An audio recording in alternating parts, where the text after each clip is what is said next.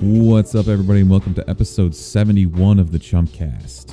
This is it, our year-end episode, aptly dubbed the Chumpcademy Awards by Mark, where we talk about our favorite and least favorite of the year.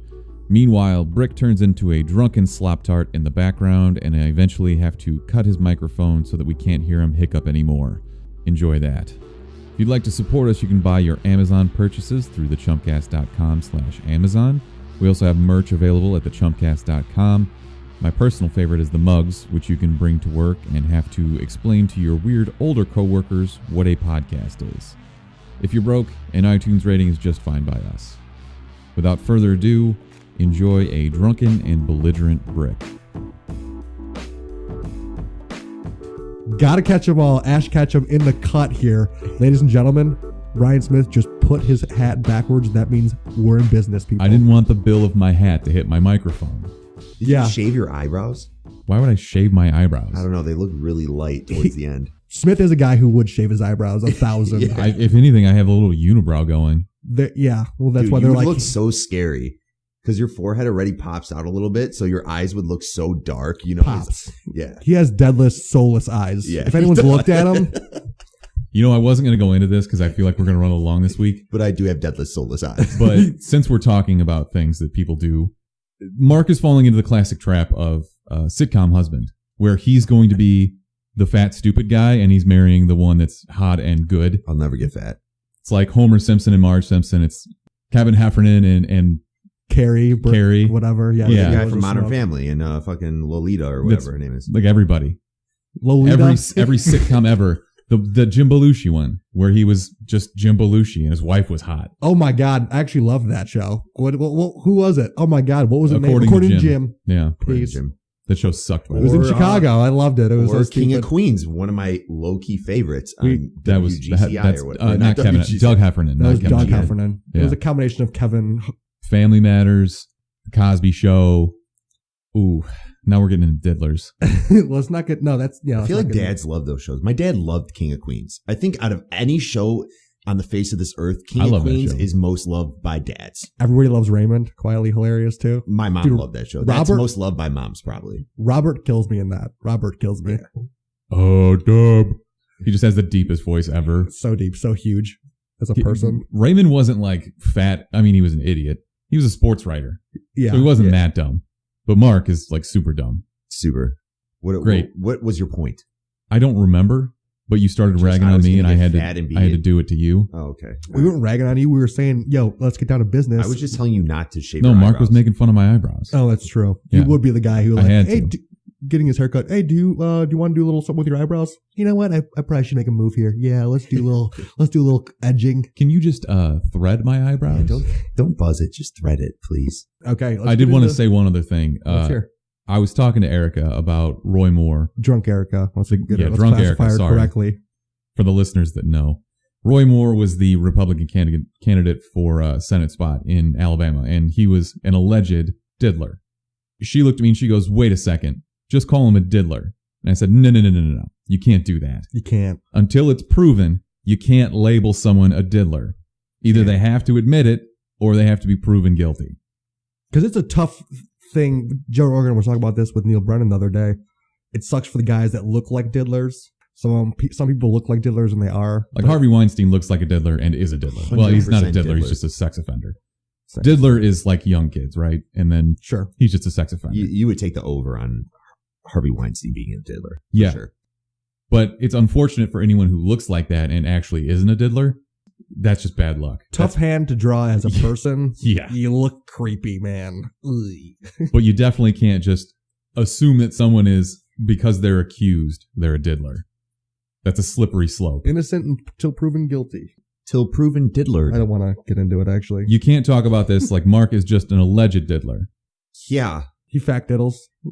Let's not going to do it. Known diddler. I'll immediately cut that. That's terrible. Yeah. I should not accuse someone of diddling. Yeah. Diddling should not be accused. It shouldn't be accused. It should be fact. Great. We decided that since this is our last podcast of the year, we would do a little look back and give out some awards. Do we have a name for these awards? Was it the Chumpies? That's dumb. No, I don't it's like lame and cheesy and worst. Awards that no one cares about. Is that a title that's rings probably taken by the Golden Globes? Okay. The Chumpcademy Awards. Chumpcademies. Surprisingly not terrible. It's actually, yeah, wow. Yeah, I did something good for once. The Chumpcademy Awards. Go to. We'll think about it. So that's a placeholder. Yeah. The TBD on the name. I mean, there's really no beating around the bush on this. We're just going to talk about what we liked and what we didn't like. And we've got a random assortment of categories. Well, to be honest, Smith did come up with a lot of these categories, and a lot of them have a negative connotation to them, which I pointed out. I've never denied being cynical, and I'm not about to start. Yeah, no. I don't know what you want are from me. cynical, and all of the categories are basically bad. That's not true. The first Until two, I intervened. all right, I intervened. The first two I have are best and worst of each. Because award shows have worst. Let's just... Yeah. Have you ever heard of the Razzies? No. Adam Sandler is like the all-time holder, the all-time winningest Razzie winner. What are the Razzies? Enlighten me. They're razzing people. It's like the worst of something. I've also never heard of someone, you're razzing me. You've never heard of the Mark Razzies? I have no idea what. All right, I'll send you guys a website. The most cynical man knows the worst award you can ever receive is a Razzie. It's the funniest award. Nickelodeon awards are funny. I don't. The only thing I can think of which would be funny to win one of those dumb blimps. You and the Hanson brothers. All right, let's don't fuck on the Hanson brothers because one of them's Brad. I don't fuck on the Hanson brothers because I'm not a diddler. Either am I, but Brad's the man. Brad doesn't I'm a have Hanson a brother. Great. So he's my Hanson brother. What's up, Hanson? Awards. Off to a strong start this week. First award, we're going to do the best and worst action set pieces or scenes from movies or TV shows this year. Okay, but should we also establish that we will be doing Twitter polls on this, and the person with the least amount of votes has to do something dumb and stupid for What if we year? all tie at 0 votes? Then we should stop doing this podcast 100%. If we Well, it was nice knowing you all. One person, not even one of us three here will vote for ourselves. Let's end it all. All right. So overall, we're giving, if I counted correctly, 12 awards right now. We're going down the list. 12 to 13. There are 12 categories. 12 to Some of 13. them have best and worst. 12 categories. We are going to be posting each award, each category on Twitter, and then the respective, whoever said it, so me, Ryan, or Brick, whoever gets the least amount of votes will have to watch Jeepers Creepers 3. Is that what we agreed on? God, back to the diddlers. Yeah. Probably the worst thing ever to watch. Not even a movie. Worse than the Theater Emoji quality. Movie. Only Mark would know. Emoji Movie's pretty freaking bad. Impromptu award, worst Jenga player of the year, Mark Auska. Did you see that Jenga video I tagged you in? You did. Actually, that's going to be me this summer. Okay. Just pulling the one brick and the whole thing falling. Yeah, that sounds like you, actually. All right. Best and worst action set pieces. I will kick this off with my best. That, for me, was Thor Ragnarok, the final battle on the Rainbow Bridge, when Led Zeppelin Immigrant Song comes on, and he's shooting lightning out of everything, and he's battling Hela, and I got goosebumps. All right, can you also chime in and put that in there over what you're saying? Boom, only if you want us to get sued. Why do we have to put it in there when you're going to do it perfectly with your vocals? Yeah. I nailed it. I wanted it in. Rick, Ryan, agree to disagree. The only part that I did not like about that whole scene was that one Min guy, the Watchtower guy, whatever, he was like shooting unlimited bullets. Yeah, that was the worst. Who was that? I get really mad about that. Dude, they have God guns. They are He gods. said he got them from Texas. Oh, Yeah, well, he did say that. those were God guns are made. He had unlimited ammo, whoever it was. He had unlimited in a remember. clip. Yeah, fuck that. Terrible. Brick, give me your best action set piece of the year. I'm a period piece kind of guy. So this year, Wonder Woman, when she crosses no man's land, there's definitely a little thing in there for it. It was actually incredible. She bamfs the German line and just gets past, and then they parlay it with her jumping into the bell tower and mega bamfing people With her shield, yeah. with her shield. It was the slow-mo. It was the best part of the whole movie. Best part of everything about The guitar riff, another guitar riff. Amazing. Why did you do that? Why didn't I do it is a good question. Yeah, because exactly. You monotoned it, and I can see it monotoned in the screen over here. I have to ask, have either of you gone back and rewatched Wonder Woman? No, No. not a Man, rewatchable movie. that's something I've had to think on, and it doesn't make me feel good that I haven't gone back to rewatch that.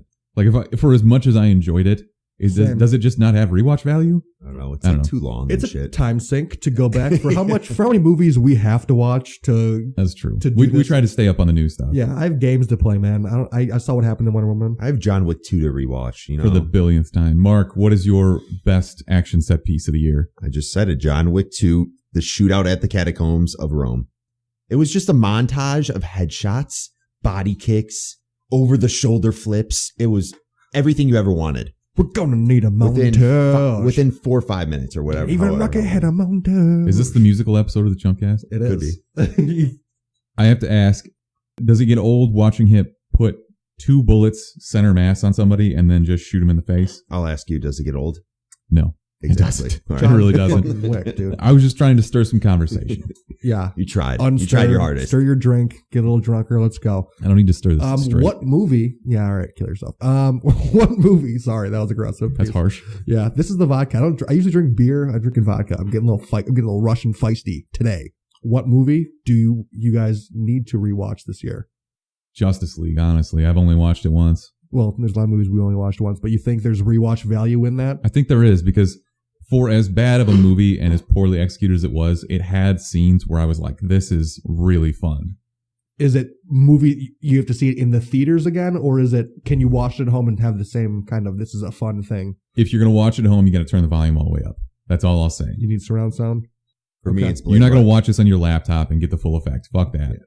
For me, I would say Blade Runner 2049. Oh, that's a good 100%. one. I need to go see that again. I need to see that for the first time because I wasn't on that episode and I never bothered to go see it. That's a perfect movie to just shut off all the lights, get the coziest blanket, and just sit there and with a cup of hot cocoa It's like 3 hours long. and just watch Ryan Gosling. It's on so screen. worth it.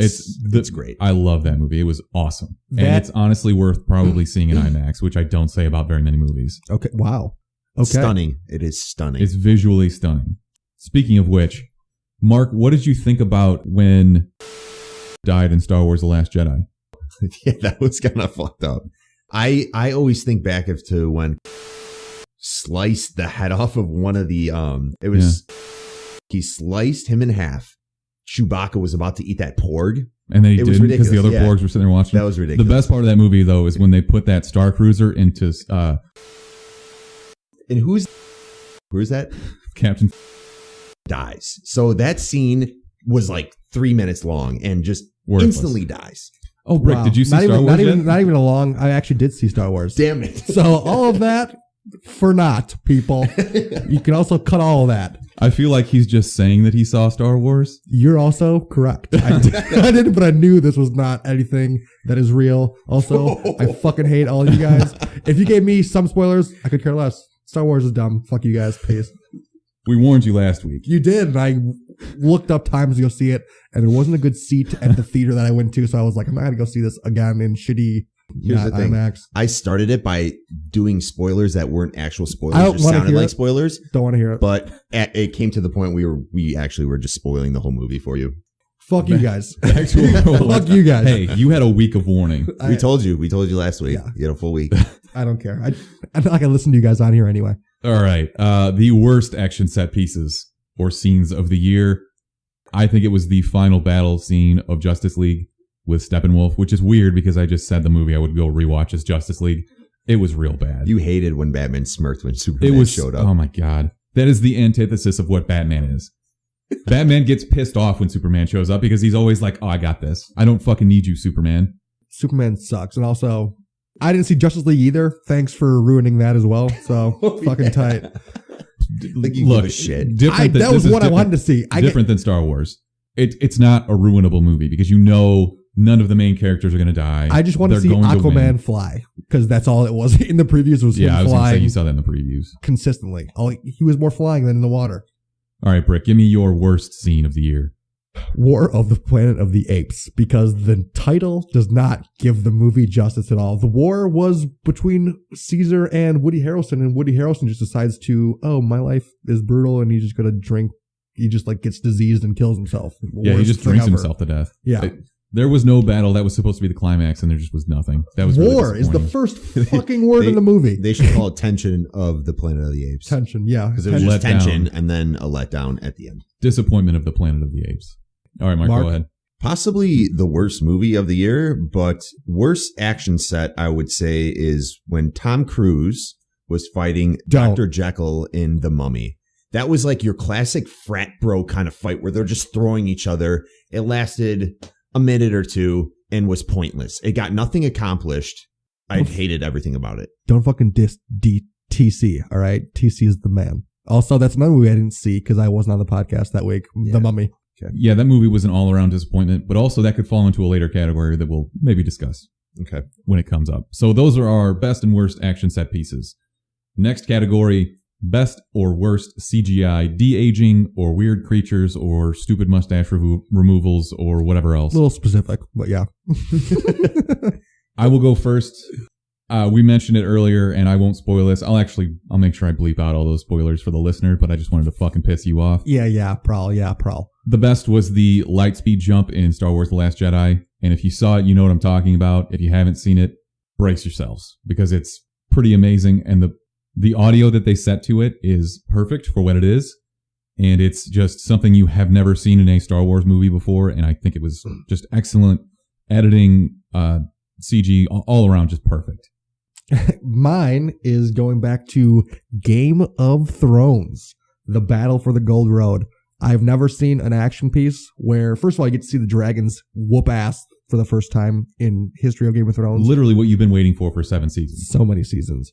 Also, I've never seen the perspective of 4 people that I really want to live that is in this mega battle. It's like I'm battling on both sides.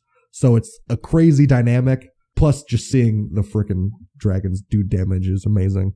I think another good part of that is you get to see how badass Bronn actually is, because they don't show enough of that in the show. He takes the reins on that. He's Hell amazing. yeah. He's a great character. He's probably one of the most underrated characters in that show. I agree wholeheartedly. He is a sellsword at heart, and just give me the biggest castle and I'll fucking fight whoever you want. All right, Mark, what was your best?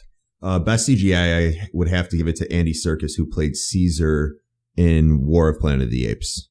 The movie wasn't that great, but you can also say performance, because he was flawless in this movie, especially when it's just he was a CGI'd over ape, but his movements, everything along those lines were flawless.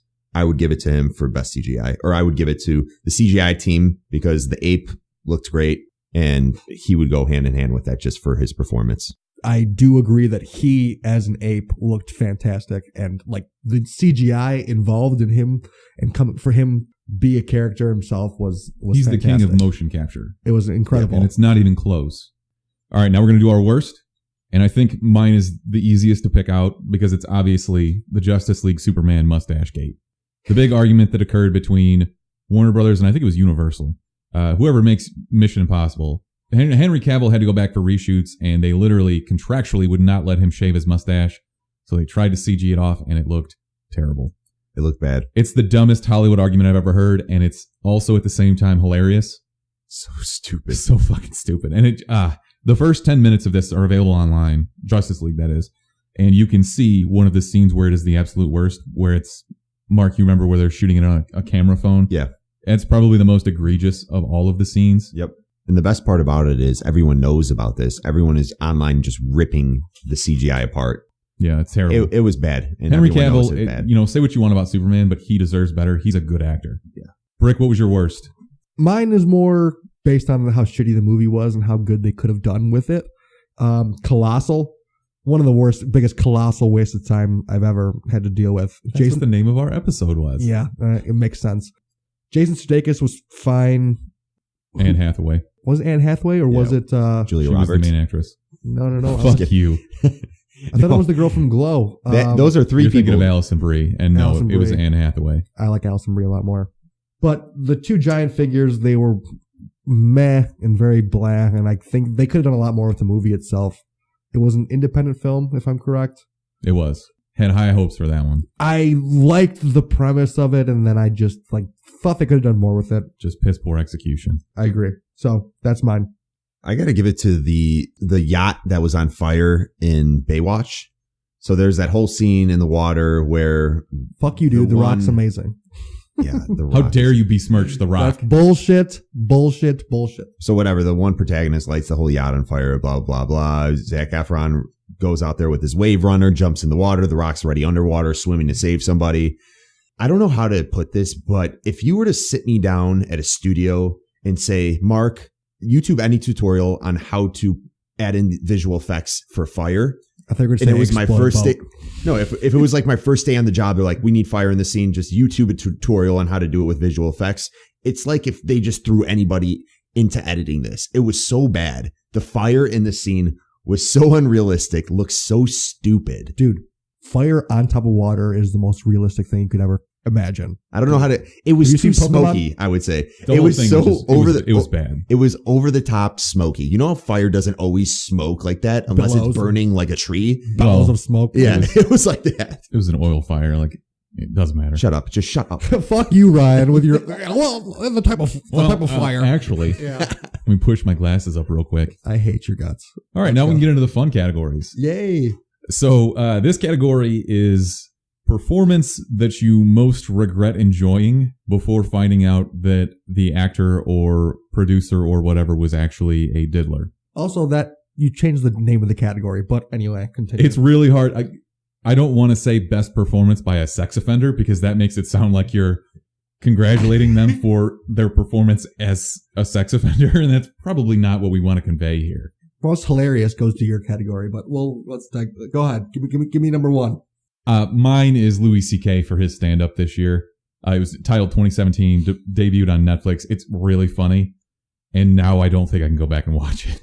He was a sex offender. He wasn't a diddler, right? He did not diddle. Didn't dabble in the diddle. Yeah, his stand-up was funny. He's a funny guy. He's a very funny guy. He also is a funny guy of just beating who likes to jerk off in front of girls people. For some reason. I still don't understand that whole thing. Yeah, it's like if Louis C.K. is not one of those guys where you're just like, all right, go ahead and finish in front of me. I guess I'm not going to leave your hotel room. I don't know. Like, he is a guy that looks like a diddler, though.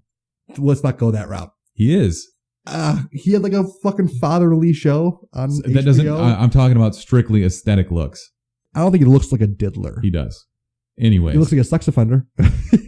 Brick, who is your diddler of the year? I got a couple. I got a couple diddlers at this point. Ben Affleck or Casey Affleck. They only did two, so like they like. Wait, this isn't no. This isn't best. They barely diddled. Okay, they barely diddled. Performance that you don't want to go rewatch. I'm just saying because of a diddler. I'm just saying if you're Batman, you should diddle more. I'm just not diddle. We should be more of a sex offender. I'm not cutting any of this, by the way. Okay, wait, was he technically under the sex offender category or assault category? Isn't it kind of the same? I don't know. When I think I'm not a lawyer, I can't. Yeah, I think it's sex offender is different than diddler. We can just call them perverts. Yeah, does that work? Too. Yeah, that's fine too. Even though we should be a sex positive podcast, that's not going to do with that. Yeah, sex positive does not include assault. Ours is more of a this is accepted in both sides. This is just so we know. Let's be clear, these guys are shitbags. Worst people ever.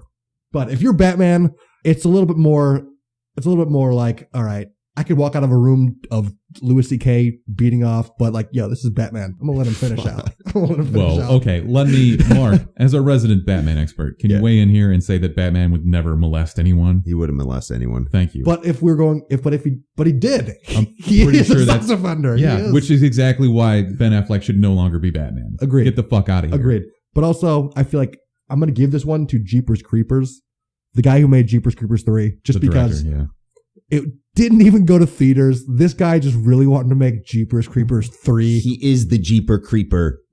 He is the creeper. Well, Jeeper. Does he own a Jeep? I don't know. That might be an issue. But any guy who goes out of his way to make hill people and incest weird. There's no hill people in Jeepers Creepers. You're thinking of the hill has eyes. Yeah. Dude, same but different. Dude, they're all creepy ass. Of course, the director of this is a fucked up He's a psycho. Yeah. So he goes. I guess it goes to the Jeepers Creepers guy. I don't want to give either of them awards, but they're in. It's not an award. It's like a Razzie. All right, Mark. Who's your diddler? Diddler, you got to say Kevin Spacey. House of Cards season 5. In general, he's been breathtaking. He's been great on House of Cards, but it's just fruit. upsetting because of what you hear now, and it's goodbye, Kevin Spacey. He has now been blurred on Netflix's title. I was taken aback. When you're scrolling through your recommended titles on Netflix, Netflix has blurred across his face, a la like a VHS tracking issue, just blurred over his face. They could have done anything different. They could have put Carrie, Just put the Carrie's logo his on wife. it. Yeah. They could have put her picture up there. They could have just put the House of Cards logo up there. Season Instead, 6. they leave him there and blur over his face. Carrie doesn't sound right for some reason. I don't know. Carrie I've never Underwood. watched They that. 100% did that on purpose to let people know they are not in support of this whatsoever. Carrie Underwood is definitely not correct. Carrie just sounds weird. It's definitely not. Carrie Claire, Underwood is Claire. like Claire. Claire Underwood. What are There you you go. guys Carrie Underwood. Carrie yeah. Underwood. The country music star, Yeah. also a diddler. Just kidding. Wow. Let's Not not a accuse diddler. anybody. I'll let her diddle. Carrie in case. Underwood, decisively not a diddler.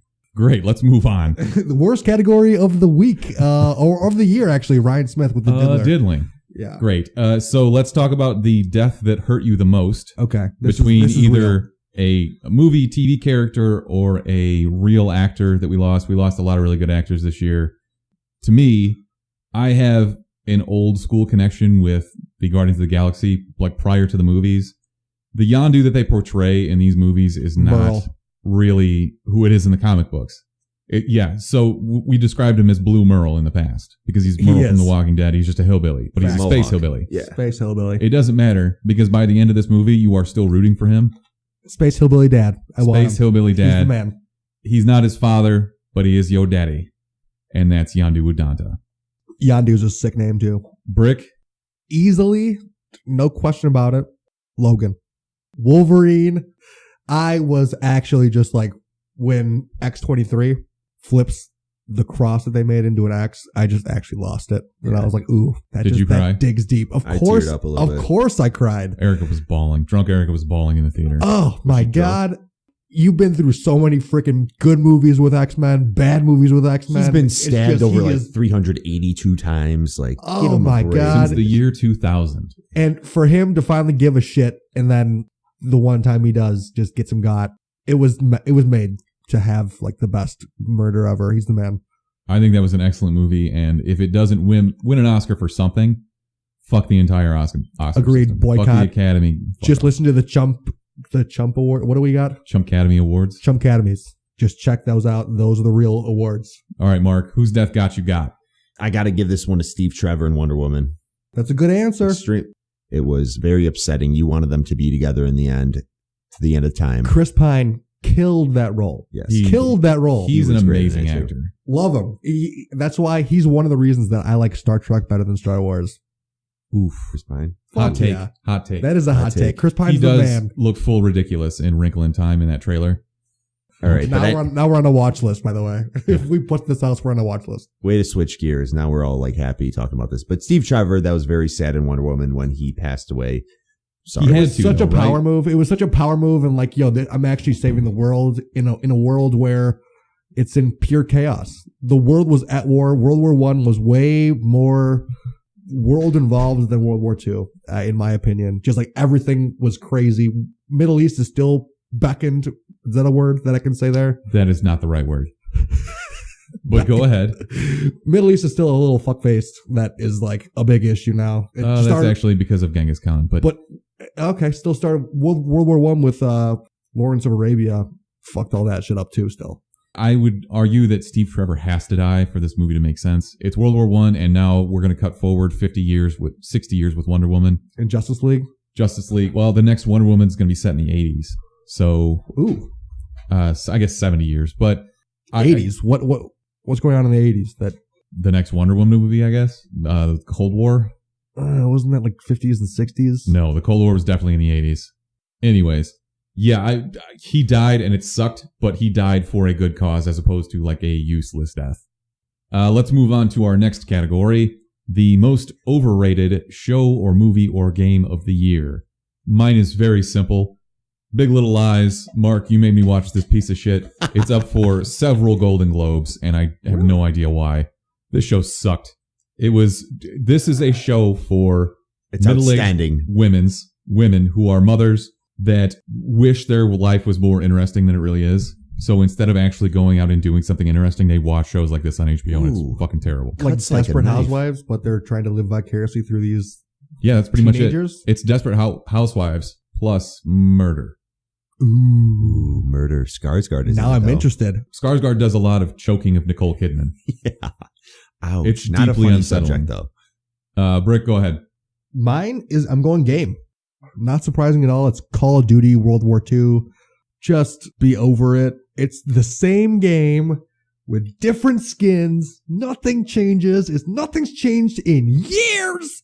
Hey, so stupid. I'm pissed. Would you call it overrated though? I feel like the Call of Duty games have just been shat on in the last couple of years. They're all still getting 9s and 8s and 9s on IGN and all these other dumb Metacritic and all this stuff.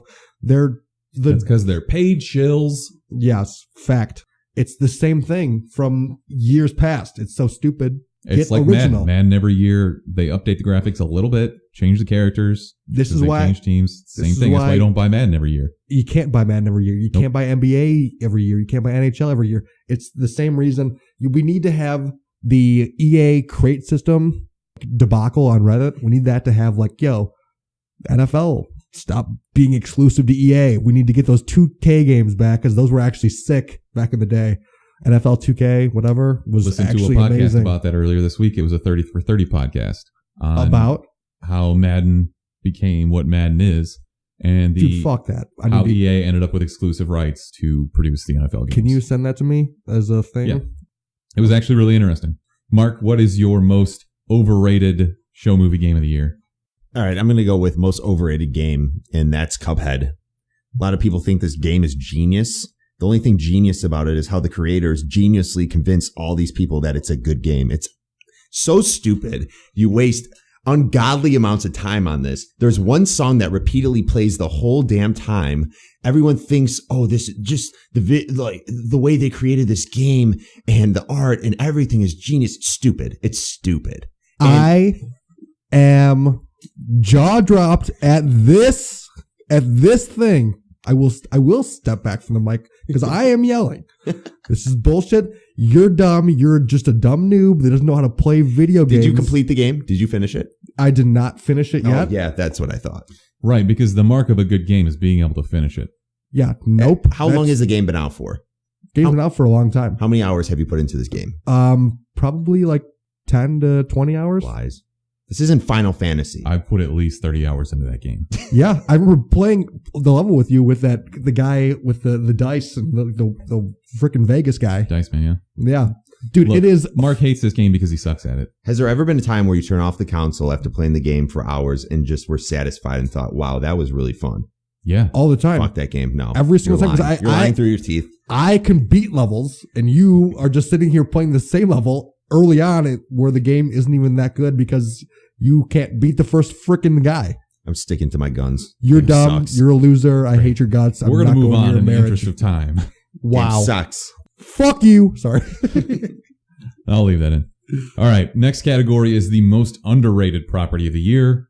Mine is obvious. If you listen to this podcast, you've heard me talk about it countless times. It is the HBO documentary Tickled. If you haven't seen it, you're missing out. There's even a follow-up documentary that's about a half an hour long. This is just brilliant filmmaking.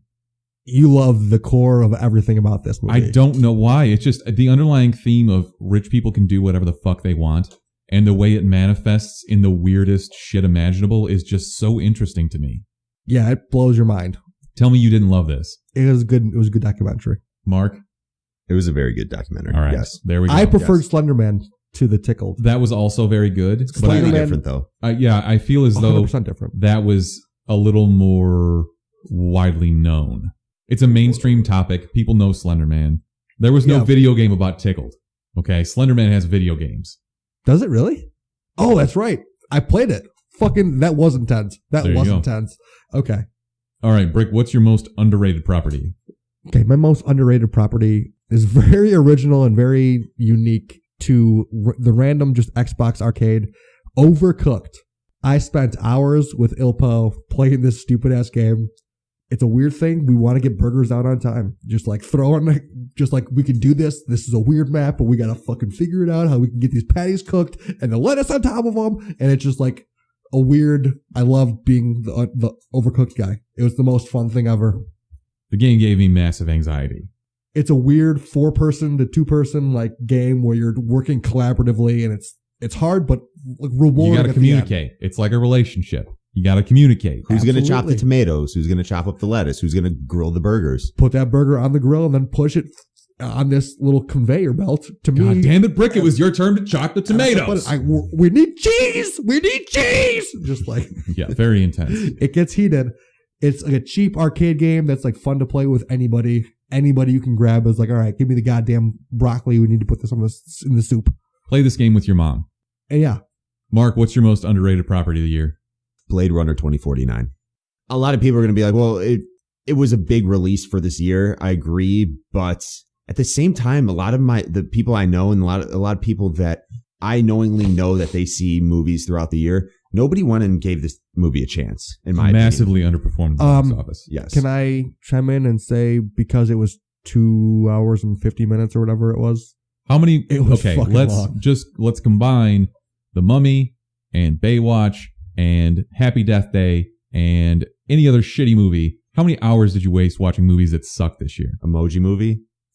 No, not all of us had to see that. But yeah, that's true. But also, not all of us are doing a dumb podcast. It doesn't matter if it's long, as long as it's good. I know. I agree. That was one of the movies I wanted to see, along with good quote. Doesn't matter if it's long as it's good. Wow, great one, Ryan. Yeah, really nice verbiage there, idiot. Worst quote of the year, Ryan Smith, for saying long twice in a sentence. Never mind. I was going to say you're a diddler, but all right.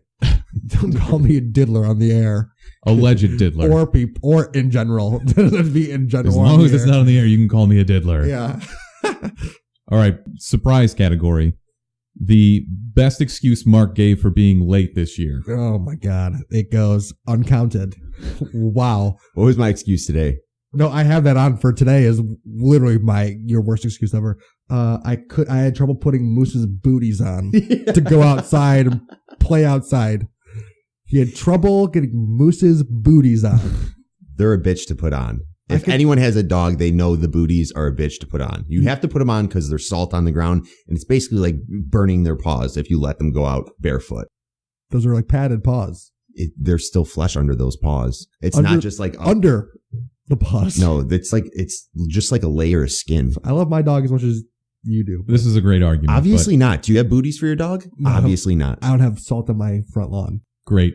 My favorite excuse from Mark is when he got kidnapped and probed by illegal aliens. The illegal alien excuse is out of control. How does that happen? That was episode 43. Build the wall, said Mark. We're like, no. I'm not backing down. That happened.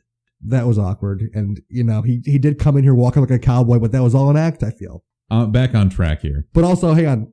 His Saturday workout excuses actually are the worst. Oh, well, sorry. I was working out with Irvis. I had all day to work out. I did have that one. I have all day to work out, but I'm going to wait until we say we're going to record at 3, and then Mark shows up at 5. 5, yeah. We should do the math. 4 hours. Fuck. I think during 2018, I'll start doing the math on how many hours Mark wastes by being late, and we'll at the end of the year, we'll add up how many days that equates to, because it's probably going to be about 4 or 5 full days. We generously gave him only 2 days waiting, and then you'll find an hour an episode. all the shitty movies that came out that year to fulfill that time that I wasted, right? And I'll have to watch it. We should actually start thinking, like, maybe we should volunteer that time. Like, we schedule it for 3 and we volunteer from 3 to 4, and then Mark shows up at 4. Then we're helping society. That's not a bad look. All right. Around the Chumpcast. Back on track. Actual award category, best original property or idea of the year. This is pretty easy for me. Mine was Get Out. I thought that Jordan Peele did an amazing job. He wrote and directed this. It was an original idea, a horror film that actually made it to the mainstream. It's up for a bunch of Golden Globes. I mean, I said Golden Globes don't matter, and they really don't, but you still get the recognition for it, even though they're classifying it as a comedy or musical, which is ridiculous. But this was an original idea that Jordan Peele had on his own, and he brought it to the big screen, and he did an excellent job with it. I can't say enough about how good this movie was. If you listen to pop culture podcasts and shit, you've heard people talk about this a million times, so I won't talk anymore. But I have to think that this is one of the better original ideas in the last few years. I was not there for that week when you guys saw it, so I watched it at home recently, and I thought it was amazing. I was blown away by it. Pretty sure it's on HBO Go right now if you guys have that streaming service. It breaks down the color barrier without being too pretentious. And it's like... So it's not bright. So it's not exactly, yeah. Wait, was there like a hidden message in Bright Maybe we'll get into that a little bit about later. social Maybe. injustices or something along those I lines? almost want to just cut it out completely because I got nothing to say about it. It was so blah. All right, Anyway. Brick, what was your best original property or idea of the year? I am such a fan of shitty movies that you can make fun of tenfold. I'm going with Disaster Artist. It's the first movie that really is about how shitty a movie was and how it created this counterculture of just this movie is so trash that it's hilarious. James Franco, Seth Rogen, I can never talk about how well they're all, everything they do is always just funny to me because I'm a sucker. But Except for Spring Breakers. This was incredibly done. James Franco dominates as the main character, Tommy Wiseau. He just it's spot on. I loved it. It was very original. As much as it is about The Room, it is about the making of The Room, and it makes it original in itself. So, Disaster Artist. Mark? I'm going to go with Baby Driver. Excellent choice. Baby Driver was probably my top 5 favorite movies this year. Just a fun little romp. I don't know much about Ansel Elgort, but I thought he did great in this movie. Probably With how little he said, fantastic. Yeah, exactly. John Hamm was awesome. Probably my least favorite performance in that movie was from Jamie Foxx, but he was still okay. It was just because his character was so hateable. Typical Mark defending the diddler. Obviously. Kevin Spacey. Oh yeah, Kevin Spacey was in that too. Yeah, Kevin Spacey. It was enjoyable, but is a diddler, so you would enjoy him. Kevin You Spacey. would be super enjoyable. Shut up. You shut your mouth. Shut your face mouth. Okay, next. I thought this movie was excellent, by the way. Baby I love Driver. Edgar Wright, the director. I hope he does Dude, the a lot score, more. the way they put the score in the movie was Brilliant. incredible. Just a fucking totally underrated movie, by the way. Genius. All right, Next. next category. The movie that no one asked for of the year. Mine is one that I didn't even see because I didn't ask for it, and it's Geostorm. And I don't care about these big disaster movies anymore, and Gerard Butler should probably just stop acting. Dude, there's weather fanatics out there that are like, dude, I would love to see a tornado happen in an earthquake. No one asked for this. It's like next year it's going to be Rampage because nobody fucking asked for it. I would love to see a Rampage movie. Yeah, I bet I you am would. in on Rampage. Don't fucking talk about Rampage. We'll probably get like another 50 Shades of Grey movie or something. I don't know. 50 Shades Darker with a twist. 50 Shades Darkest with some black in there. No, just black. It's going to be called Black Mirror. Oh, shit. Crazy. Great. Brick, what is your movie that no one asked for of the year? Fuck the Smurfs. The Smurfs, what is it? The Lost Island or whatever? I have no idea. Dude, no one cares about the goddamn Smurfs. They only have one girl in it. Super misogynist society. Nobody Smurfette, wants. shout out. Yeah, shout out to Smurfette. Yeah, she just gets gangbanged continuously. Jesus, man, that took a dark turn. Wow. Gangbangs aren't dark turns. You just haven't been in the right kind of gangbang circle. All right. Jesus. They don't call it Oh. that. They call it a Schmurfendorfen.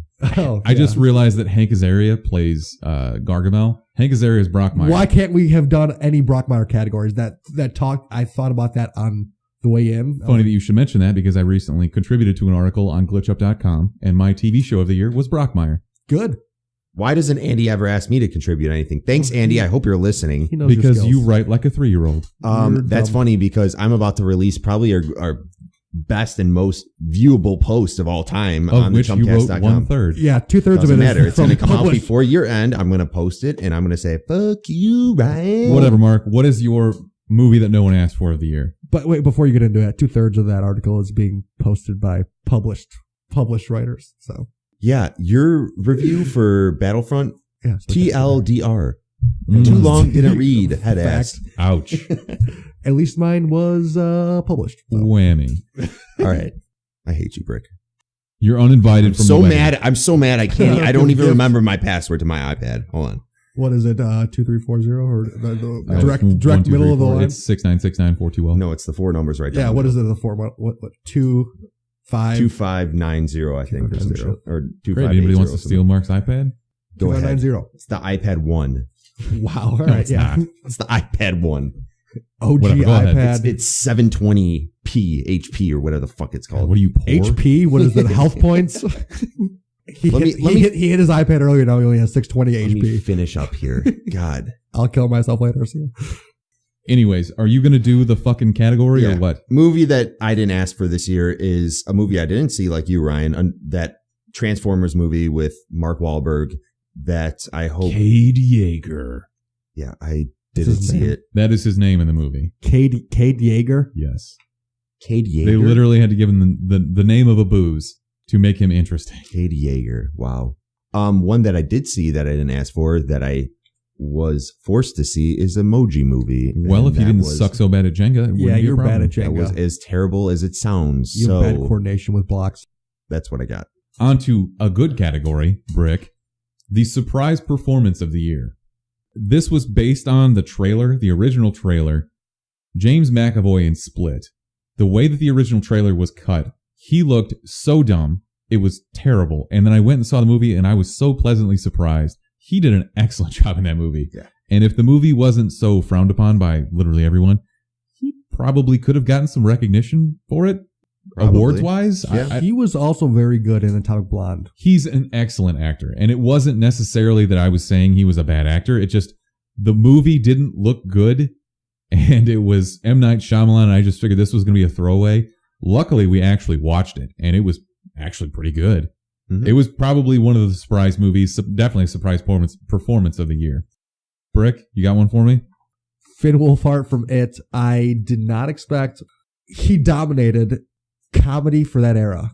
Just your mom jokes over just and like over your again? Mom jokes and just like over the top trolling his friends consistently, even though he's in like a dire situation. I just feel like he really encapsulated that era perfectly to a point where I was very surprised that it was like the humor that he added into that movie, the levity that he had made that movie jump echelons from like a 9 or from an 8 to a 9 immediately. This actually makes sense coming from you because I think that if we were about to get eaten by a ravenous clown, you would still try to make fun of my mother. Yeah, it doesn't matter what I feel like. I think this is just you relating to him on a deep, deep level. Absolutely. I like to have levity and I like to have humor in every situation that I have. Great. Mark, what is your surprise performance of the year? I would say just because I've never seen her in any performance is Brittany Young from Glow. I'll also put this under surprise series of the year too, because it was excellent, entertaining. I loved Glow. I can't wait for season 2. Same. But Brittany Young is the larger woman, I would say, in Glow, who develops throughout the series into being, what'd you say? I said, wow. Sorry. we got to really be explicit here. But she's, I guess you can know her as Machu Picchu throughout the series. Keep bumping your microphone, you fucking womb goof. That's the vodka. I'm black. You fucking womb goof. She is best known as Machu Picchu throughout the series Glow. That was a great callback to this. I'm sorry. I'm drunk. Please. Quit while you're ahead. I'm not ahead. I've never No been more ahead. vodka for you. Jesus. I'm going to just finish this off and just tail off into the sunset. Can I just wrap this up? Please. Very good development. Very good character development. At the end of the series, you are what I would say just proud for what the character has become. It's a great series. Go watch it. Glow on it's an original Netflix series. Bam. Starring Allison Brie and what's his face? Mark with the podcast. Mark Maron. Mark Maron. There you go. I think you just mumbled something and it just came out to be right. Mark Maron. Yeah, I did. It's Mark Maron. I did. You caught me. Next category, biggest badass of the year, not named The Rock. This one's a split for me because Keanu Reeves in John Wick 2 is amazing, but I felt as though I needed to diversify a little bit. If you didn't see Atomic Blonde, it is 100% worth watching, and I'm going to give this to Charlize Theron. She is excellent in this movie. It's the same stunt coordinator, same director. The way that they do the action set pieces is sort of the same. She does a lot of hand-to-hand combat. The stairwell scene in this movie is absolutely worth the price of admission. So check it out. She's my biggest badass of the year, not named Dwayne The Rock Johnson. She is a bam. I loved her in that. My badass of the year that's not named The Rock is going to be Chris Hemsworth, because his performance in Thor, not only did they kill the humor part of it, but every time that he's supposed to be nervous about this mega god killing him, he just goes in there with the biggest sense of humor ever and just goes, yep, deal with this reality. I'm Thor. I'm Thunder God. I can fuck up anybody. He just has like the most badass attitude that just like doesn't care and rolls off his back. He's the man. I think Thor, Chris Hemsworth, dominates biggest badass of the year. I would agree with you about that in the opening scene, but quietly I would disagree because throughout the movie I thought he was a little more on the intimidated side, like when they were cutting his hair and when he was in the Willy Wonka transport chair or whatever going into. He doesn't have a hammer, first of all. I would argue that the biggest badass move is showing a little bit of weakness. Shut up. Elaborate on that one. I have nowhere to go with that. You can't be a hard ass 100% of the time. Nobody is. Logan, think about it. Logan shows a soft spot for Laura Kinney. Keanu Reeves shows a soft spot for his dog. Everybody has a soft spot. Thor's is for his hammer. He's the god of thunder, though. The man's got flow. Can you imagine growing your hair out for that long and then just losing it? Mark knows. Oh, that's me. I've never had long hair, so joke's on you. Yeah, it's just great. gone. Mark, give me your entry for biggest badass of the year, not named The Rock. Not named The Rock. Once again, for this year, she was a badass. Millie Bobby Brown as 11 in Stranger Things. She was a badass last year in Stranger Things. She's a badass this year. Got to give it to her.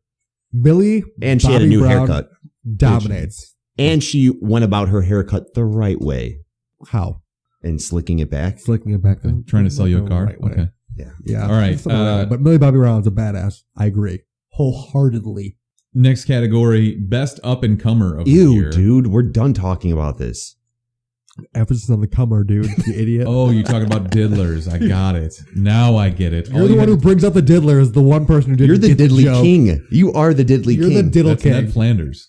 No, you're... Oh, wow. Diddly. Okay, wow. He's the diddly king. You're the diddler king. Ouch. Yeah, come on, man. is- Alleged diddler king. All right. The best up-and-comer of the year. I wanted to go with Dacre Montgomery, who is Billy and the Red Power Ranger from Stranger Things and the Power Rangers, obviously. Oh, yeah, I know. I have to give this to Zazie Beetz. And she played an excellent role in Atlanta as Donald Glover's on-again, off-again girlfriend. I'm not going to hold this. Is she an Insecure? No, I didn't see that. That's HBO. That's another HBO show. She's also in Geostorm, and I'm not going to hold that against her. Oh, but God. what I am going to give her is that she's going to be Domino in the upcoming Deadpool movie. And I'm really, really counting on her to give a good performance. I think she's an excellent actress. So that's my best up-and-comer of the year. Yeah, up-and-comer of the year means they've... Did you not? You didn't see Atlanta then? I saw Atlanta. She was excellent in it. Zazie Beetz, Zazie. It's Zazie. Did you just say That's that? literally what I just said. Check the tape. She's German. You know that? I didn't, nor did I particularly care. Great. So you can go ahead and shut up and give me your best up-and-comer now. Tom Holland. Yo, peace. He freaking dominated as Spider-Man, and you can't say enough. In his second movie as Spider-Man, just loved it. Second movie, I mean, you're going to give the Civil War to him as... Yeah, he was in Civil War. He was barely in Civil decent War. amount. He was a big plot point. I'm not saying he's not an up-and-comer. I guess it was his big debut, but he was barely in Civil War. He dominated. They played off of him being in Civil War like to a T. It was perfect when they had that video of him early on in the movie. Him being Spider-Man and having his own movie, he fully dominated. Him doing the lip sync battle with the Rihanna was amazing. That was great. Spectacular. That's one of my highlights of the year. Absolutely. And if you haven't seen it, go watch it. We'll repost it on the Chumpcast wall to have it in circulation because it's so damn good. Up and comer. I hope he doesn't get typecast as Spider-Man. I'd be fine with him staying. I also wouldn't even care if he just fully Loganed up with with him being Spider-Man, and I'm into that. He dominated. He's up and coming. I'm all about Tom Holland. Peace. All right, Mark, what do you got? Bill Skarsgård from It. I wouldn't necessarily say he's up and coming. He's been around for a little bit. I think he was in a Divergent movie, Ryan. So the whole he's been around. Well, I haven't heard of Bill Skarsgård until It. So exactly. I consider him up and coming for fact. He's still pretty young. I think he's like 27 years old. But if you saw It, you know this guy has talent, and he's 7 feet tall and creepy. He is really tall. By looking at his brother and then looking at him, just like their facial profiles and stature, you wouldn't think Bill was as tall as his brother. But he's 6'4", I think. But anyways, got to give it to Bill Skarsgård, especially for his performance in It this year. Good call. All right, let's get into our last category of the year, the biggest disappointment. So we're ending on a high note. Of course, naturally. This is pretty simple. The Defenders on Netflix, the culmination of all of the Marvel shows that we've been getting on Netflix. This was poorly done. It was only 8 episodes when all the individual series are 13. They didn't explore all this fully. I fucking hated Iron Fist, and they kind of featured him in this, and they could have just cut him out completely. It was just poor execution start to front, and I honestly don't want to see a second season of this. I would rather see more of The Punisher, where he's just off on his own, or same thing with Daredevil or Luke Cage. This sucked. Give me Daredevil and Punisher. Cut out everybody else. Don't care at all. No, Jessica Jones is good. Fine. She can appear, but it doesn't matter. The whole series was trash. It was trash. I like the Punisher just because of the gore and because he is a badass. But everything else about that, Defenders, Iron Fist, Jessica Jones, Iron Luke Fist Cage, sucked, but I also didn't expect anything. I didn't care. From it. I was so anti any Netflix Marvel series because it's trash comparatively to the movies that have come out. Punisher wasn't. The Punisher was a diamond in the rough. All right, Brick, what's yours? I'm going with another gamer reference. The EA crate system for Star Wars was just absolutely the biggest nightmare ever that they canceled it. They took it out of what they thought was going to be good for the game. So hopefully it gets rid of FIFA crates, gets rid of Madden crates, gets rid of all crates, because pay to play is the dumbest thing in the world. Too much money involved. They won't get rid of it. Exactly. And, equal crates for everyone. Equal crates That's for everyone. what we want. Yeah. It's the same thing with cigarettes. They're not going to get rid of cigarettes because they make too much money. Mark, what is your biggest disappointment? I would have to say J.K. Simmons as Commissioner Gordon in Justice League, because we all watched him throughout Instagram throughout the year get really jacked for his age. He was using an arm blaster. He was using an Arnold Schwarzenegger made famous arm blaster. I haven't seen one of those in Yes. 15 years. And to go see Justice League and only have about a minute and 42 seconds of him. 2 scenes. 2 freaking scenes is ridiculous. Stupid. Just fucking terrible. And especially for that important of a character. So dumb. And to have somebody like J.K. Simmons represent that character. One of the best actors currently doing it. He's fucking amazing. And I was so mad to only see him in there in 2 scenes. Terrible. So that wraps up our Chumpcademy Awards for 2017. As we said, we'll post all of these on Twitter. Please leave us your feedback. I would love to have some back and forth on these. Obviously, we're open to your opinions, but also you're all wrong. Let's get into our best man alive of the week. You're both first. Looking at me like you have nothing to offer. I have the best answer ever. I'll go first. Go ahead. Santa Claus, what up? You're definitely real, and you gave the best gifts ever. What up, what up? Santa Claus in the cut. Your best man alive for this week only. So what about all the poor kids out there that didn't get anything? Does Santa Claus hate them? Must have been naughty. You know? Real deep. Sorry, didn't know that it costs a little money to be in the good list, you know? I have 2. My best man alive, number 1 is Guillermo del Toro, who this week came out and said that he has seen a UFO and the design looked very stupid. Wow. Because Which he would is know. The most Guillermo del Toro thing ever, because he's the king of design of fucking monsters and just everything supernatural. And he just he looked at it and he was like, nah, that's not for me. That's stupid. That doesn't make sense. It's such a Guillermo del Toro thing to say. Just who's your other boy? Benicio del Toro? Yeah. I love Benicio. Who's the other guy? Guillermo del Toro? Oh, are they related? I doubt it. Del Toro. That's pretty racist, bro. That Del Toro is kind of a common fucking name. I'm not related to Emmett Smith, so... Smith is the most common name of the earth. I believe that is Muhammad. No. Or Johnson. Great. Mark, do you Smith have a is best up there. man alive Mr. for me? Mrs. Smith, most common name ever. Brad Pitt, Angelina Jolie. That movie is based on real Jones, shit. Me and Mrs. Jones. Jones, Smith, Johnson, same difference. Bricketto, same thing. Exactly. Mark, do you have something for me or not? I'm not going to say a best man alive because I hope everyone was on their best behavior because Santa was in town. But I will say the worst company alive is Apple for recently admitting they're slowing down of my perfectly good iPhone 6. Yo, fuck off. I agree with you. Fuck Apple. It's bullshit. I agree with you 1,000. Finally admitting it. And then because they had to admit it, they now are offering $29 battery replacements. Get the fuck out of here with that bullshit. Battery replacement. Like your phone wasn't $700. Yeah, my battery is fucked. It definitely wasn't because I charged it too long. It's because your bunch of dick sucks and decided to slow my shit down. Can I actually weigh on this? Yeah, dicks. fine. One of the only countries in the world that actually has laws against planned obsolescence. So the U.S. doesn't have explicit laws that say like you can't build a car that'll fall apart in 10 years, so you have to buy a new car. Obsolescence, is that what obsolescence means? I'm Obsolete. very drunk. Yeah. So planned obsolescence is you are planning for something to become obsolete. France is one of the only countries in the entire world that has laws that explicitly state that you cannot do that to your consumers. Wow. And they are launching a massive lawsuit against Apple. Good. Hell yeah. Not that it's going to matter because Apple has more money than probably 97% of countries in the entire world, and they can pay for anything. But I think if you own some Apple shares, oops. Let's ban with France. Hey, buy some France shares. Are France shares available? No. Mark, are they available in cryptocurrency? I don't know, but you could buy like McDonald's shares. They sell French fries and shit. I feel like that's the same thing. Ooh. Short sell McDonald's. Got it.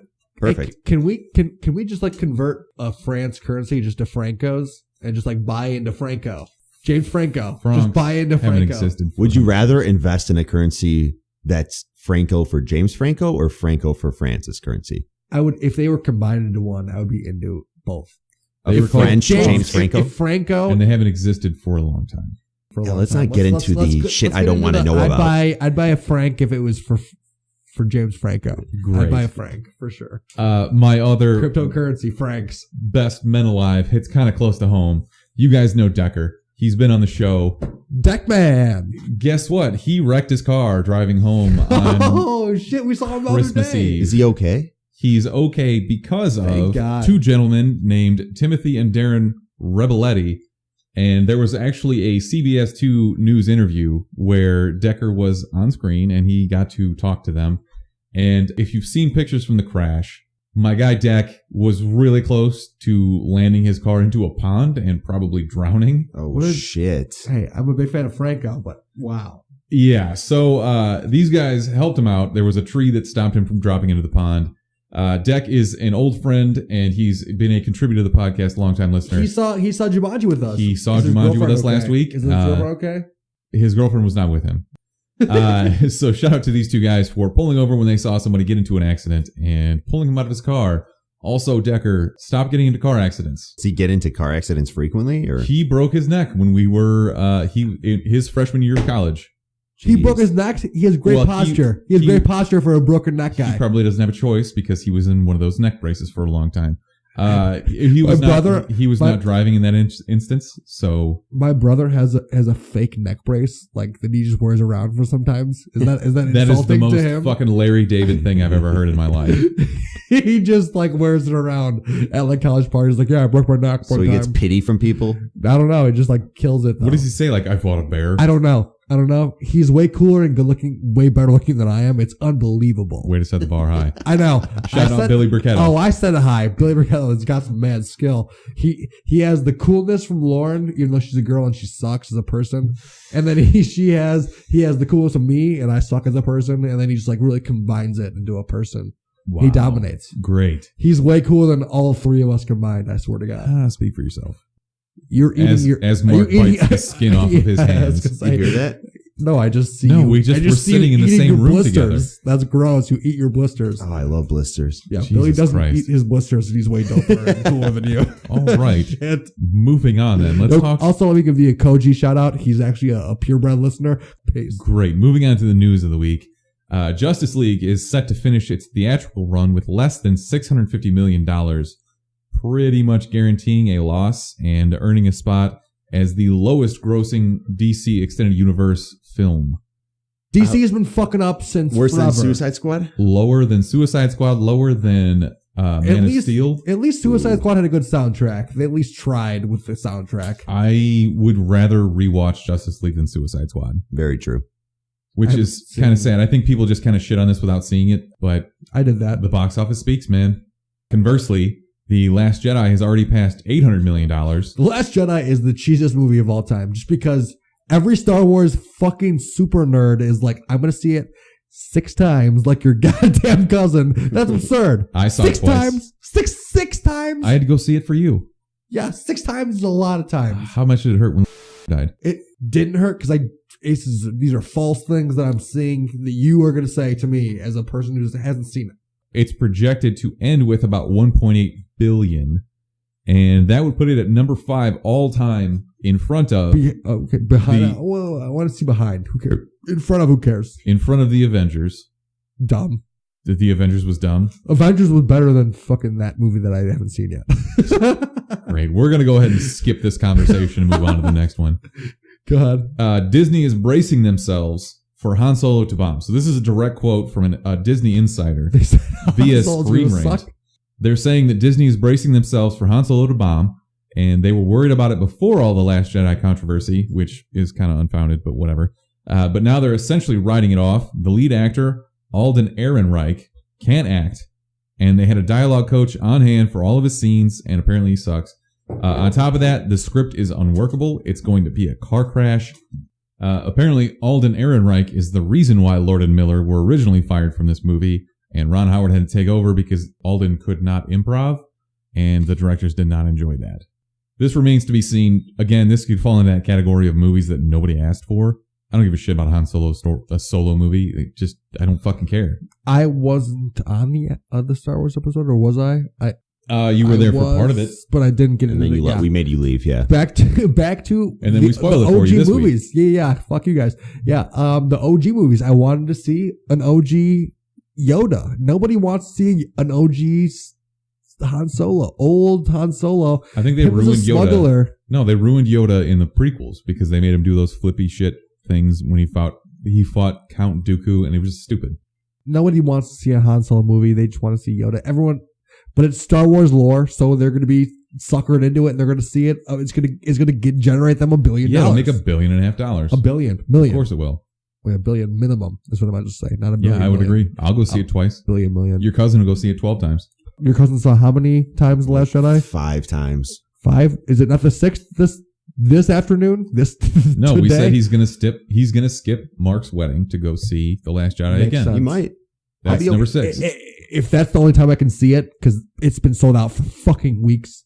It is still not sold out, and it has not been sold out for weeks. When I say sold out, I mean if it's only front row, that's sold out to me, because I'm not going to go see it front row.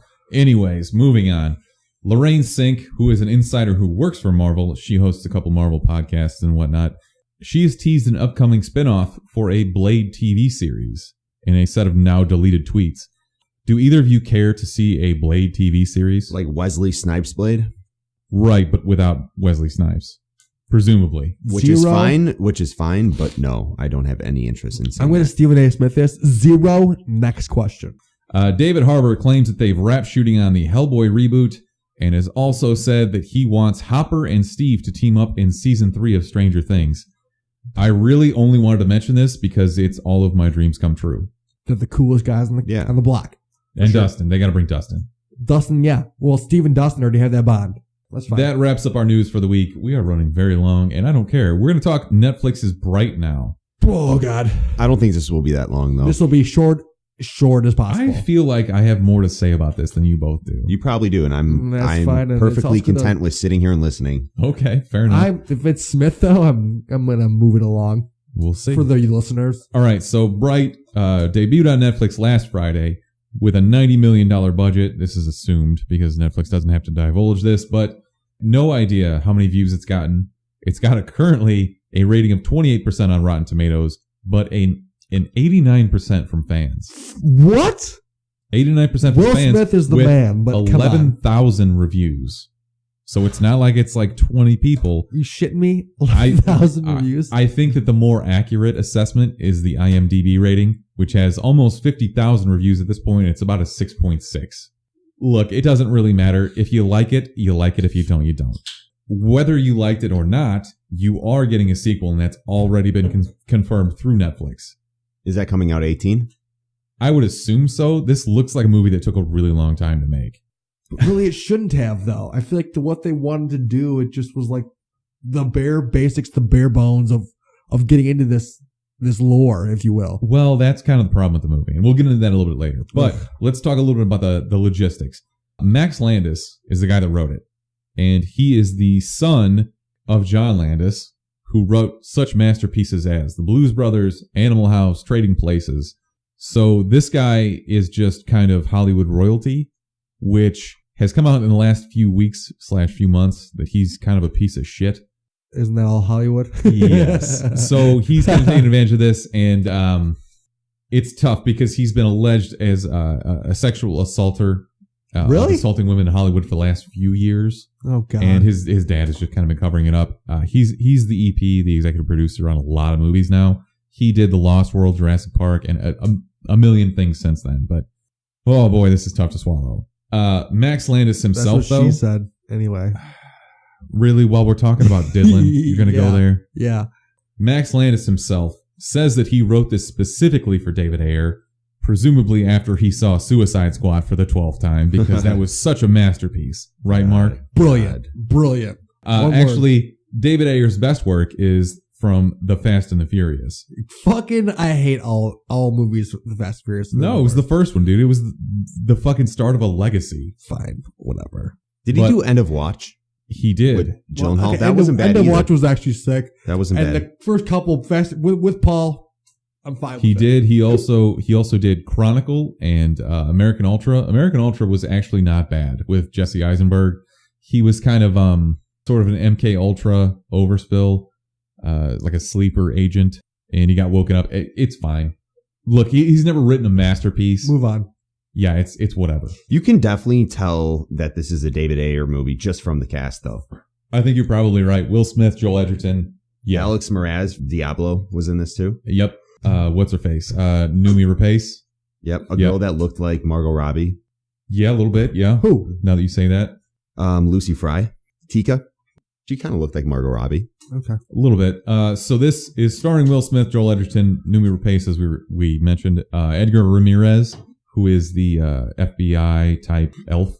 I would call it decent to above average acting, but probably poor writing.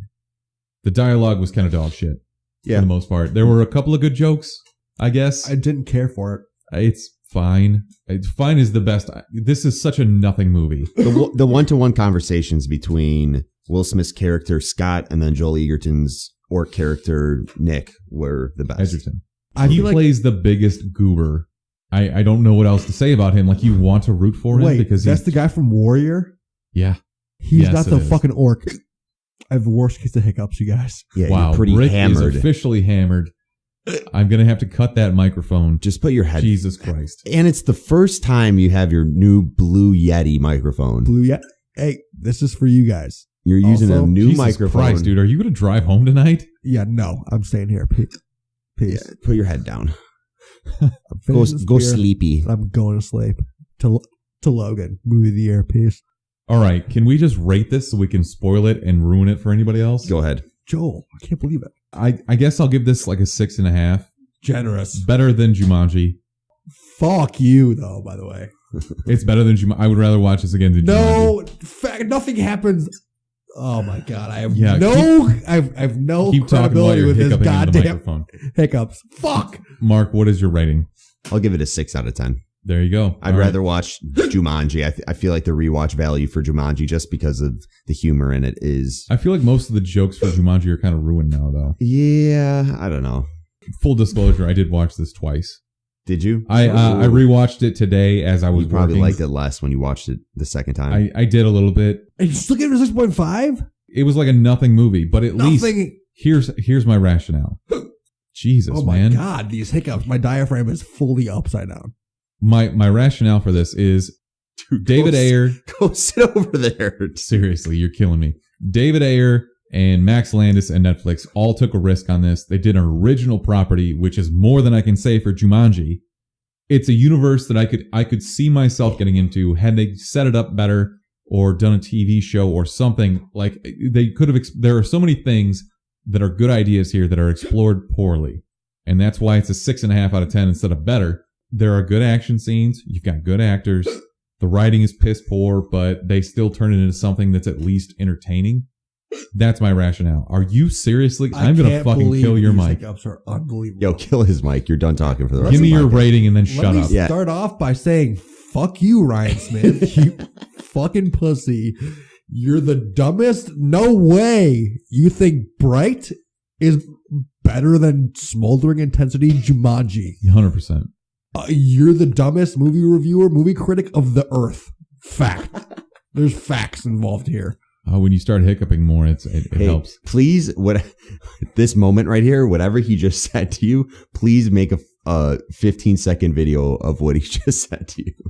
Just spitting hot fire. Yeah. Obviously, the fire has been the hottest of just all time. Hiccups and all, just throw it in there. Are you done? I wish I was done, but mentally, you're dumb. Did you give me a rating? I think you still just haven't given 4.5. Great. Okay. How do you keep... So if I have ADD, if you can't keep... Great. Your mic is muted now, so we're gonna actually talk about this movie instead of hiccuping into the microphone. We're gonna spoil it from here on out. It's on Netflix. Obviously, if you haven't seen this yet, it's very simple to get. It'll kill some time if you're bored. I can hear you hiccuping in my microphone. Yeah. Right, whatever. Let's talk about the actual intricacies of this film. There are a lot of things that you just don't understand about this universe, and I think that lends itself to being a piss poor job of setting it up. I don't want to say it should have been longer because it's a 2-hour movie. Would this have been better suited as a TV show where you can do half-hour entries or hour entries? Movie sucked. I'm going to mute your mic again. Mark, can you give me some input here?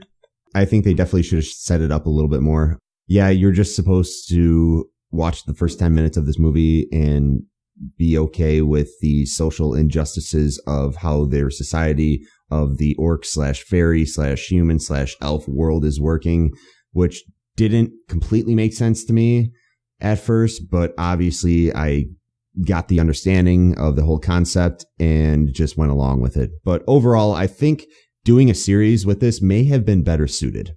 They made all of the main characters. It's a race combining, but also stereotypical movie that they're trying to get across. I fucking hate these hiccups. They're discrediting me the fuck to death. No, your opinions are discrediting. Your belligerency is discrediting you. It is all the people.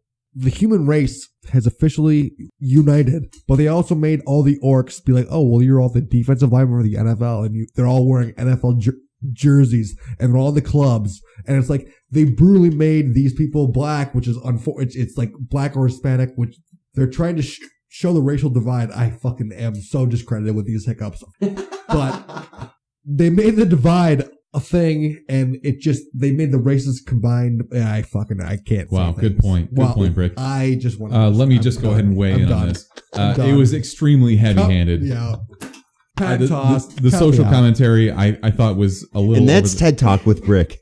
TED Talks, yeah. The social commentary was very ham-fisted and over the top. It was just unnecessary.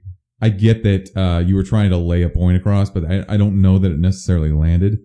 That said, that's not what I was paying attention to. Yeah. I wanted to pay attention more to the story and what was happening with the main characters than the society in which they lived. I get that. It honestly, it bothered me probably within the first 20 minutes because I just thought, oh, it's going to be one of those movies. I forgot about it after about 20 minutes. And the story was fine. I thought the story was actually pretty intriguing. And I enjoyed Will Smith's character. I enjoyed the orcs. I thought Will Smith was great in this. I actually liked the fact that Edgerton's orc had were rounded off teeth? Were they rounded like that, or was he born they were like that? Filed down. Did somebody else file those down? I think he did it. They don't really. That's another thing they don't really elaborate.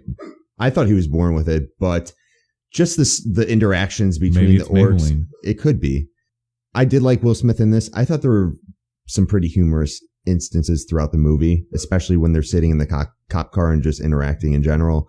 And the story wasn't bad. But overall, I think a series possibly would have been better to set up this universe, especially if you're going to do 2 movies, or in my opinion, should have done 2 seasons maybe. Agreed. But that's all I would have to say. I want to mention, we do get a special appearance from the Joe Rogan Experience podcast. Oh, yeah, that was at the beginning. That was kind of funny, because I was funny. Props to Joe Rogan for just totally keeping that under wraps and not mentioning that at all on his show. Not giving a shit. That's kind of hilarious, actually. Are you going to step back in now? I need to unmute your microphone then. podcast recommendation was actually amazing. It was awesome. I loved it. I thought it was a great just cameo for Joe Rogan to pop in. Which, I mean, he's got the most heavily viewed and listened to podcast in the world, and it was excellent. I just, like, Eric and I looked at each other and were like, holy shit, Joe Rogan. Exactly. Joe Rogan went deep throughout, like, him being, what's with the orcs in this situation? Just like, which is the most Joe Rogan shit ever. Exactly. Yeah. It's perfect. He plays into it perfectly. Just a great cameo overall. All right, Brick, the one thing I do actually want you to weigh in on is the soundtrack. Because I know that you love that Meek Mill song. That was the song I played. I bumped after I paid that $40. Now it's pit. I know I was there. Do I need to go back to muting your microphone now? No, I'm done. I like the Logic song at the beginning of the movie. That was pretty good. Where they're showing the graffiti and all that shit in the city in general. The graffiti thing was kind of weird. Because it was like, F these people. Like, that's not how graffiti works. It's a hard knock life, dog. You and Mini-Me. How would you really? How would you mute Mark real quick? I guess if I had to start tearing this film apart, not that I can't do it, but if we're going to get into why we wanted them to set this up, like why are elves the 1% of the world? Why is the class and the caste system the way that it is? It just doesn't make sense. And I feel as though you miss out on a lot of the nuance of this because of that. I don't really have an answer for you. They just had to do it that way because of the message they were trying to get across. I guess that makes it harder to get into the movie. Yeah. I don't know. What about the special effects, Mark? What'd you think of that? Was it worth $90 million? Not really, because if you think... You're muted. $90 million. Because you're hiccuping into the microphone. Stop hiccuping, man. I don't generally think so, because if you look at all the sets and where most of all the scenes took place, they were in a few areas. There was like the gas station scenes. There was a scene in that one building when they went back to. But overall, Will Smith's house, I don't think they necessarily need... I'm surprised they spent that much money. If I had to guess, I would say about $25 million of that went to paying Will Smith. Probably, yeah. And a little bit more to Joel Edgerton. And there were some good effects, like the elf that was stuck in the wall. Yep. The wand special effects. I mean, there were a lot of weapons in this. I mean, it was fine. And there were some good action scenes. The shootouts, when Joel Edgerton and Will Smith first show up at that house and they're shooting out. That was pretty good. Yeah. And Will Smith gets some good slow-mo action, like shootout shots. And the scene in the titty bar. Oh, yeah, I forgot about that. Will Smith had actually a pretty good quote. We're going to titty bar gunfight die. That's pretty good. They're one-liner throwaways. And it's Will Smith who delivers them, so that makes them better because he's charismatic. The movie is what it is. And That's true. It's not a fucking masterpiece. I wish that Netflix had done better with their first actual blockbuster movie. Yeah. The payoff is not really there. Noomi Rapace did very well, I think, as the evil elf. Mm-hmm. I may be muted, but the marketing that they did for this movie did not hold up to the quality of the movie. They made this movie to be like, this is the Netflix movie of the year. And it just was like, that's blah. That's purely opinion based. But I feel like the marketing that they put into it, there was a lot of marketing that they... So you would fall into the category of the 29% from Rotten Tomatoes as opposed to the 89% from fans. I don't care. You don't have to care. But you can't say this movie sucked just because you didn't enjoy it. Like, you just didn't enjoy it. They marketed it like it was going to be the best movie of the year. Man, nobody's ever done that in the history of movies. No, I understand, but I'm just saying... Transformers. Like, a lot of movies that they had on Netflix were way better than that. And they didn't get as much marketing as... Whatever, this is like their This was fully produced by Netflix. And this was like their first featured film, too. They paid Max Landis like $1.5 million for this script. They have Will Smith in it. It is what it is. Look, if you don't like it, that's fine. If we're going to talk about the rest of this movie, I thought the ending was obvious. They foreshadow Will Smith being a bright in the very beginning when they find that dirty guy in the street. I thought there was going to be an ending scene with his wife, though. They had that whole interaction at first. She disappears. At her saying, don't die, and this big build-up. You thought like maybe the wife was going to come in at the end and be like, I told you this was going to happen, or something. His daughter, too. They both just disappear. They just see him get a medal at the end. Yeah. It was kind of dumb. I agree.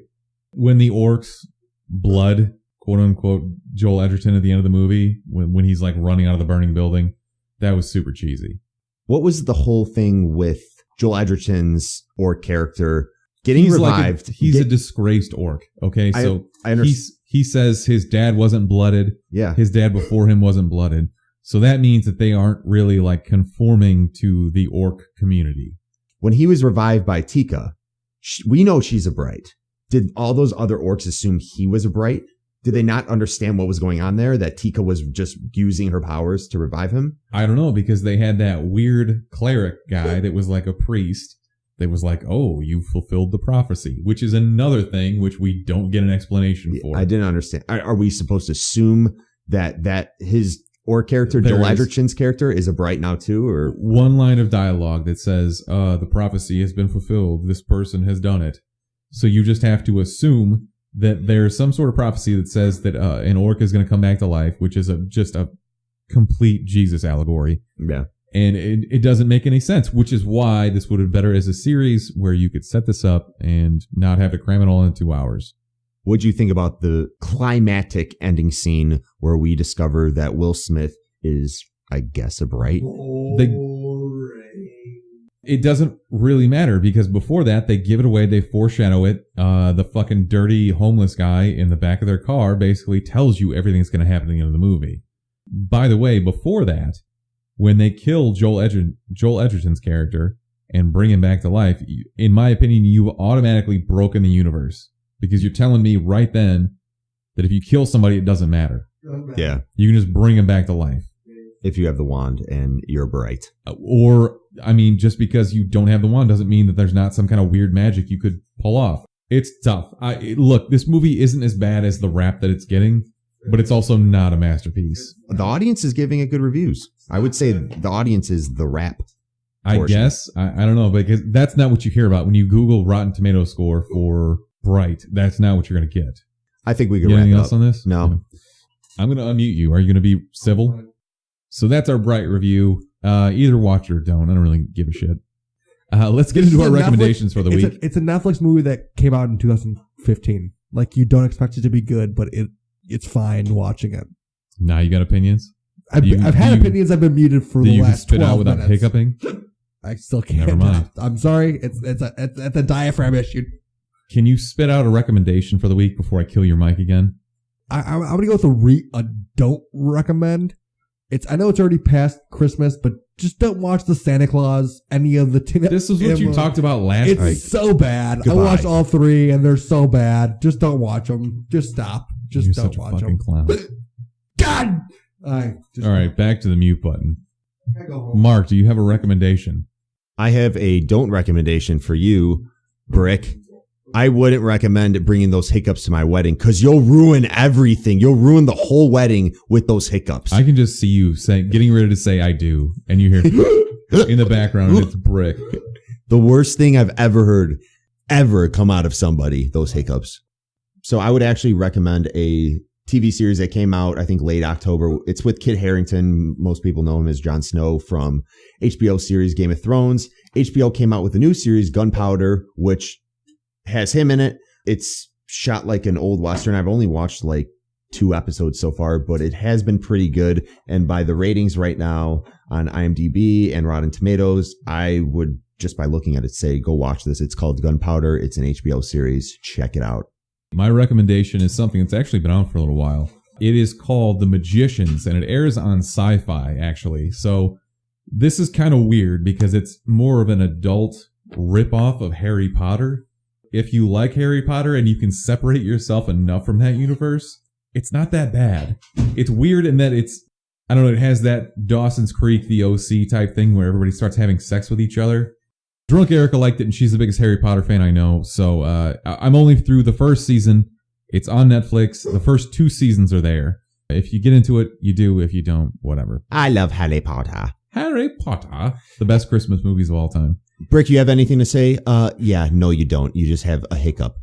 I'm going to wrap it up right now. Thank you guys for tuning in. Brick, thank you for being extremely loud with your hiccuping and potentially ruining this whole episode, but that's okay. We still love you, kind of. Not really. Banned from the wedding. Anyways, as you would say, you can see yourself out. Piss. But for now, guys, thanks for tuning in. This has been episode I don't fucking know. 71. Chumps out. What? 71? Yeah. Chumps out, motherfucker. Giving it every part of myself on the real, you would think I'd be asthmatic. Allergic to your bullshit, yeah, that's right, I done had it.